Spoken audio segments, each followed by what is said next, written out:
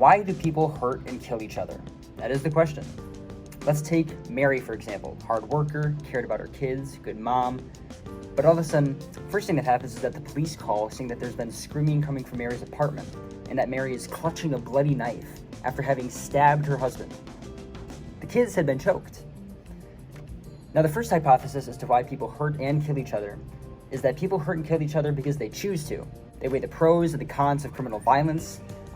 Possible benefits could be, they're out for justice, they're angry, violence is a way to get what you want. You feel like you want to send a message, but some costs are that you feel bad later, you're arrested, you're convicted, you serve time, others don't like you anymore, you endanger people you care about, you get beat up, a bunch of stuff. Now, this explanation for violence assumes that people are rational and reasonable in making decisions. They determine the costs and the benefits, they accord them their proper weight, and they carry out the comparison. This is called rational choice theory. People who came up with this theory were called classical theorists. But are people rational all the time? Some people are mentally ill. They're intellectually disabled. Some people don't know what's good or bad for them. Some people who do know better don't think about what's good or bad for them. Rational choice theory fails to account for biology and the surrounding influences and the factors of nature and nurture. Rational choice theory assumes people are abstract, rational agents, removable from social context like a computer. Now, Mary did commit the homicide and killed her kids with a pillow, but her behavior leading up to the murder, she wasn't sleeping, she was really focused on work. Now, theories that go beyond choice, accounting for factors like nature and nurture, are called positivist theories. Their substitute for religion was science, and they assumed criminals were bad seeds who were less evolved and intelligent. They can never be changed. But this leads to some questions. Some people are violent only part of their lives. Some people are only violent in certain social contexts. Some people become non-violent when exposed to good influences. Now, there's a second hypothesis that states people hurt and kill each other because their genes make them do it. That criminal violence was customary in biologically inferior organisms. For example, phrenology is the study of skull shapes for predispositions for violence. Criminal anthropology identified criminals through their physical traits, like cheekbones, high pain tolerance, big jaws.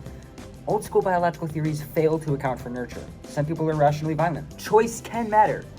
Biological theories justified horrible practices back in the day, like the Holocaust. There is a third hypothesis that's the most politically appealing in modern times, attributed to violence to external influences, challenging biological theory. Now, there are some Chicago school theorists that held that crime is the result of environmental factors, that the main problem was social disorganization.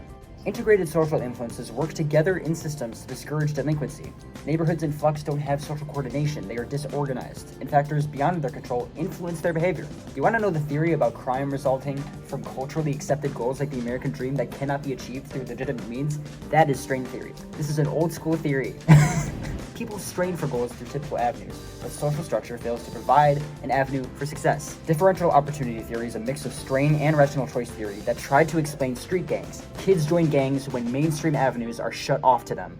Differential association theory is when people become criminals by associating themselves with criminal groups. Criminals learn criminal behavior by hanging out with other criminals. Social control theory is crime that results from not establishing a bond between the criminal and society. The bond is created through attachment to others, commitment to pro-social actions, involvement in pro-social activities, and a belief in the moral, social, and legal order. Without this bond, people stray toward criminality. Now, are people always violent because of influences? Some good citizens, surrounded by good influences, can become rationally violent. Connection between physiological factors and criminal violence. Biology can matter. Rational choice theory was criticized because of treating people like equal agents. There can be something wrong with our hardware. Why do people hurt and kill each other? There are rational hardware theories, there are biological theories that were racist, and there are better biological theories. Thank you.